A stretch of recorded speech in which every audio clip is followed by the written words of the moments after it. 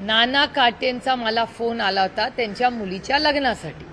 ते आमंत्रण करायला त्यांचा फोन आला होता. तेव्हा आमच्या औपचारिक गप्पा झाल्या आणि त्याच्यात पुढे पिंपरी चिंचवडच्या विकासासाठी केंद्रामधले जी कामं अडकली आहेत किंवा पिंपरी चिंचवडमध्ये कॉर्पोरेशनमध्ये झालेला भ्रष्टाचार तो मांडला पाहिजे, त्याच्यावर काहीतरी नियंत्रण आलं पाहिजे, अशी सविस्तर चर्चा माझी आणि नाना काटेंची झाली.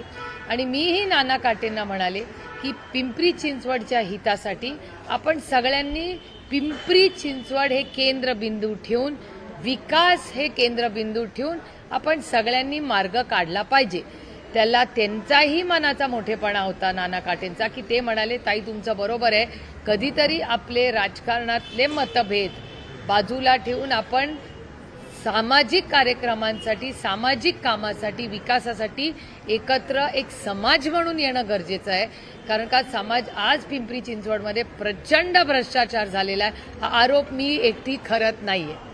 या वर्तमानपत्रात आलेल्या बातम्या असतील किंवा जी काही माहिती सरकारकडून येते त्याच्यातून आहे, त्याच्यावर त्यांची आणि माझी चर्चा झाली. त्यानंतर तुम्हाला सगळ्यांनाच माहिती आहे, गेले 3 आठवडे मी दिल्लीमध्ये पार्लमेंटमध्ये